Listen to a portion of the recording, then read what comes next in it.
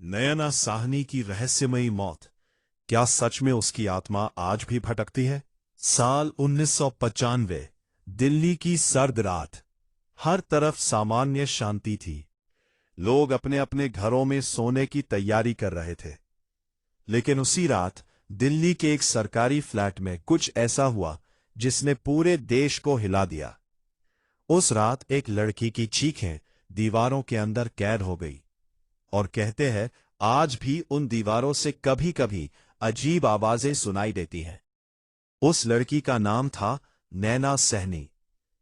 प्यार, राजनीति और शक। नैना सहनी एक पढ़ी लिखी और समझदार महिला थी। उनकी शादी एक बड़े राजनीतिक नेता सुशील शर्मा से हुई थी। शुरुआत में दोनों की जिंदगी सामान्य लगती थी। बाहर से देखने पर ऐसा लगता था जैसे ये एक खुशहाल शादीशुदा जोड़ी हो। लेकिन अंदर ही अंदर रिश्ते में दरारें बढ़ रही थी। कहा जाता है कि सुशील शर्मा को अपनी पत्नी पर शक होने लगा था। छोटी छोटी बातों पर झगड़े होने लगे। फोन कॉल्स, देर से घर आना, दोस्तों से मिलना, हर चीज शक की वजह बनती जा रही थी। धीरे धीरे घर का माहौल डरावना बनने लगा। पड़ोसियों के अनुसार कई बार रात में उनके घर से बहस और चीखने की आवाजें सुनाई देती थीं। लेकिन किसी ने कभी दखल नहीं दिया। शायद किसी ने सोचा भी नहीं होगा कि एक दिन यही झगड़े एक भयानक हत्या में बदल जाएंगे। वो खौफनाक रात, 2 जुलाई 1995 की रात, दिल्ली के सरकारी फ्लैट में फिर बहस शुरू हुई। कहते हैं उस रात मामला इतना बढ़ गया कि गुस्से में आकर सुशील शर्मा ने गोली चला दी। गोली सीधे नैना सहनी को लगी। कमरे में सन्नाटा छा गया। कुछ सेकंड पहले जहां चीखें थीं, अब सिर्फ खामोशी थी। लेकिन असली डरावनी कहानी तो इसके बाद शुरू हुई। हत्या के बाद सबूत मिटाने के लिए शव को ठिकाने लगाने की कोशिश की गई। कहा जाता है कि रात के अंधेरे में शरीर को एक रेस्तरां के तंदूर में जलाने की कोशिश की गई।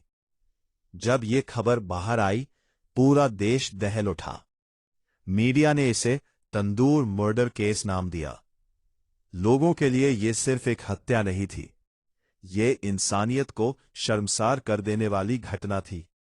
तंदूर से आती अजीब गंध। उस रात रेस्तरां के आसपास रहने वाले लोगों ने बताया कि उन्हें जलने की बहुत अजीब और तेज गंध महसूस हुई। पहले लोगों ने सोचा कि शायद खाना जल गया होगा, लेकिन धीरे धीरे धुआं बढ़ने लगा। कुछ लोगों का कहना था कि धुएं के बीच उन्हें किसी महिला की चीख जैसी आवाज सुनाई दी। हालांकि पुलिस रिकॉर्ड में ऐसी बातों का कोई जिक्र नहीं था, लेकिन आसपास के लोग वर्षों तक उस रात को याद करते रहे। घटना के कुछ महीनों बाद जिस फ्लैट में हत्या हुई थी, वहां अजीब घटनाएं होने लगी।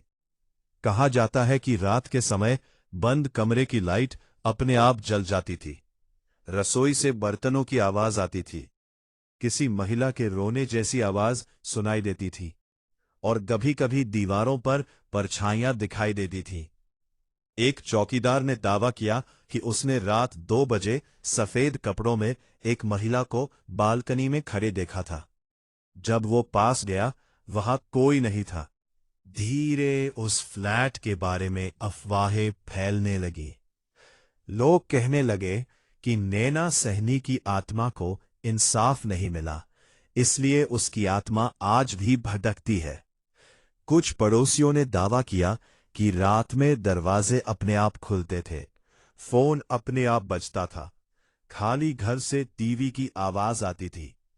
एक महिला ने तो यहां तक कहा कि उसने सपने में एक लड़की को रोते हुए देखा, जो बार बार सिर्फ एक बात कह रही थी, मुझे क्यों मारा। कई साल बाद एक पत्रकार उस फ्लैट की कहानी कवर करने पहुंचा। उसने सोचा कि यह सब सिर्फ अफवाहें हैं।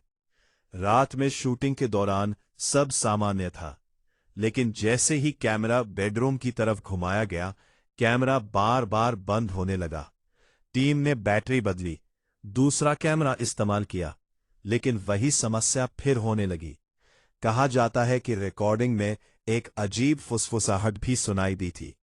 हालांकि इसकी कोई आधिकारिक पुष्टि नहीं हुई, लेकिन उस पत्रकार ने दोबारा वहां शूटिंग नहीं की। क्या सच में वहां कुछ था? कुछ लोगों का मानना है कि यह सब सिर्फ लोगों का डर और मानसिक भ्रम था, लेकिन कई लोगों का कहना है कि उस घर का माहौल आज भी अजीब लगता है। जो लोग वहां कुछ देर भी अकेले रहे, उन्होंने बेचैनी महसूस होने की बात कही। कहते हैं कि कमरे अचानक ठंडे हो जाते थे, हवा ना होने पर भी पर्दे हिलते थे, और देर रात किसी के चलने की आवाज सुनाई देती थी। इस मामले ने पूरे देश को हिला दिया था। लंबी कानूनी प्रक्रिया के बाद सुशील शर्मा को दोषी ठहराया गया। यह मामला भारत के सबसे चर्चित अपराध मामलों में गिना जाता है। लेकिन लोगों के बीच आज भी एक सवाल जिंदा है। क्या नैना साहनी की आत्मा को कभी शांति मिली?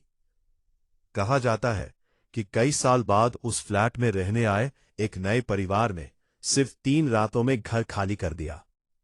जब उनसे वजह पूछी गई, उन्होंने ज्यादा कुछ नहीं बताया। बस इतना कहा, उस घर में रात को कोई और भी रहता है। उसके बाद से वहां जाने वाले लोग कम हो गए। कुछ लोग आज भी उस जगह को हॉन्टेड मानते हैं, और कई लोग कहते हैं कि देर रात वहां से गुजरते समय कभी कभी किसी महिला के रोने की धीमी आवाज सुनाई देती है। क्या यह सिर्फ अफवाह है? आज तक पैरानॉर्मल घटनाओं का कोई वैज्ञानिक प्रमाण नहीं मिला, लेकिन तंदूर मर्डर केस भारत के सबसे दर्दनाक और डरावने अपराध मामलों में से एक माना जाता है। और शायद इसी वजह से इस घटना के साथ डर, रहस्य और भूतिया कहानियां जुड़ती चली गई।